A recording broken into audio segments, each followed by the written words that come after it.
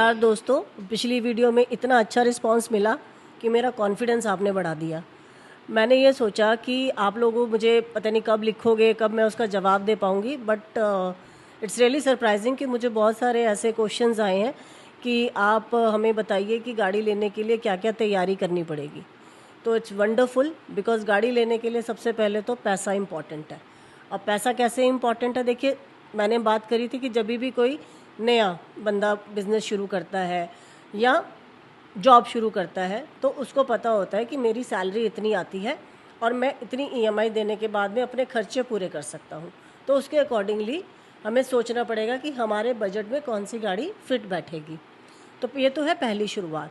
अब स्टार्टिंग में ऐसा नहीं होता है कि आपने जॉब स्टार्ट करी और हमें लोन मिल गया, क्योंकि लोन तो लेना पड़ेगा बिकॉज़ गाड़ी के लिए डाउन पेमेंट पेरेंट्स से लेना है, तो फिर हमारा एसेट कहाँ पे हुआ। मैं सही कह रही हूँ? हो सकता है आप थोड़ा इससे डिफ़र भी करें, बट ये एक थॉट है। इसके अंदर कुछ चेंजेस भी आ सकते हैं, बट जो मेरे से अभी क्वेश्चन आया था उसके अंदर उन्होंने ये पूछा था कि वो पिछले 2 साल से काम कर रहे हैं और अभी उन्होंने गाड़ियाँ देखी हैं, पर वो सेकेंड हैंड गाड़ी पहले चला के देख रहे हैं। तो वैसे तो ये बहुत अच्छी चॉइस आपने करी है कि आप सेकेंड हैंड गाड़ी पहले चला के देख रहे हो, सो दैट कि आपका कॉन्फिडेंस बढ़ जाए ड्राइविंग के ऊपर। बिकॉज़ आपको पता है कि हमारी जो रोड्स कंडीशंस हैं या जो हमारे रोड्स के ऊपर जो भी ट्रैफिक नॉर्म्स हैं, वो सब फॉलो करने के लिए पहले आपको एक गाड़ी का चलाने का एक्सपीरियंस होना ज़रूरी है और आपके पास एक वैलिड ड्राइविंग लाइसेंस होना ज़रूरी है।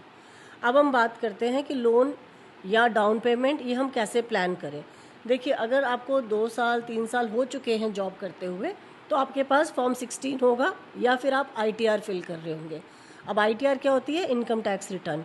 तो ये जब आप फिल करते हैं तो ये आपका सीए फिल करता है, ठीक है। तो आपको अपनी आईटीआर पे पहले ध्यान देना पड़ेगा और आपके फॉर्म 16 के ऊपर। ये सबसे ज़रूरी डॉक्यूमेंट है आपको लोन के लिए एलिजिबिलिटी देने के लिए।